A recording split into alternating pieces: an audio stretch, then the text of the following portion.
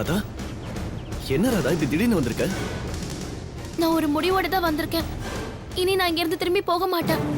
ஏய், என்ன ராதா சொல்ற நீ? ஆமாங்க, எனக்கு எங்க வீட்ல மறுபடியும் மாப்பிள்ளை பார்த்திருக்காங்க. மாப்பிள்ளை வீட்டுக்காரங்க வீட்டுக்கு வந்துட்டாங்க. நான் இப்ப அங்க இருந்து தப்பிச்சு ஓடி வந்திருக்கேன். ராதா, இப்ப நீ என்ன காரியம் பண்ணிட்டு வந்திருக்க தெரியுமா? தெரியும், எல்லாம் தெரிஞ்சுதான் நான் இந்த முடிவு எடுத்தேன். எனக்கு யார பத்தியும் கவலை இல்ல. இனி நம்ம காதலை யாராலையும் பிரிக்க முடியாது. நம்ம காதலை பிரிக்கிற சக்தி இந்த உலகத்துல எந்த மூலையிலயும் கிடையாது. நாம ஒண்ணு சேருவோம், நம்ம வாழ்ந்து காட்டுவோம். ஐயோ ராதா, காரியம் எல்லாம் கை கூடி வர நேரத்துல இப்படி ஒரு முடிவு எடுத்துட்டியே ராதா. தினேஷ், என்ன சொல்றீங்க?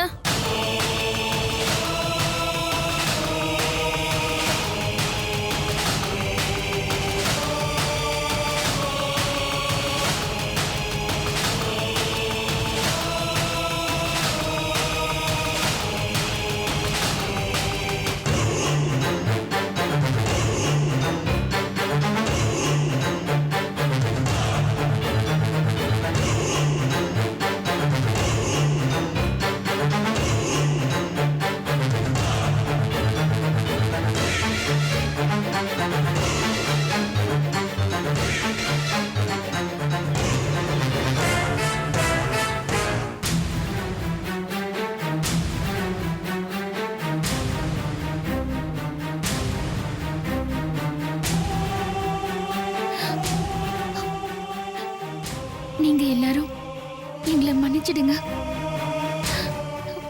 ராதா எங்க போனான்னு எங்களுக்கு தெரியல. நீங்க எங்களை கூப்பிடுறதுக்கு முன்னாடியே உங்க பொண்ணுகிட்ட ஒரு தடவை பேசி இருக்கணும்.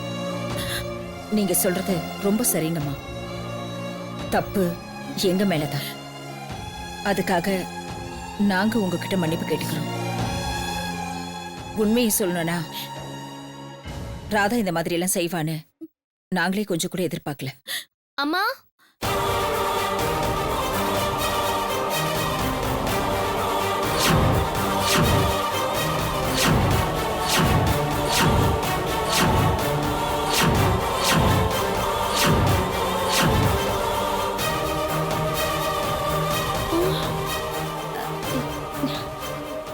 என்ன பிரியா, செவத்துல அடிச்ச பந்து மாதிரி திரும்ப வந்து நிக்கிறா?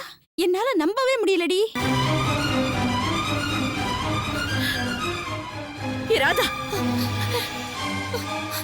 எங்கடி போய் தொலைஞ்ச? சொல்லடி. சமதி, தயவு செஞ்சு கொஞ்சம் அமைதியா இருங்க. இவங்க எல்லாரும் இருக்காங்க. ராதா என்ன சொல்ல வராங்கறத முதல்ல கேளுங்க. ராதா, நீ எங்க போனேன்னு நாங்க எல்லாரும் தெரிஞ்சுக்கலாமா? சொல்லு ராதா. அம்மா, நீங்க எல்லாரும் என்ன முதல்ல மன்னிச்சிருங்க. நான் ரொம்ப பெரிய தப்பு பண்ணிட்டேன். உங்க பேச்சையெல்லாம் கேட்காம உங்க மனசையெல்லாம் நான் ரொம்ப நோக்கடிச்சிட்டேன்.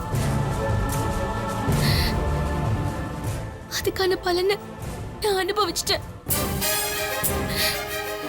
நான் அவனை நல்லவன நம்பி போனேன். ஆனா அவன் நல்லவன் இல்ல, அயோக்கியா. என்ன அவன் ஏமாத்திட்டான்.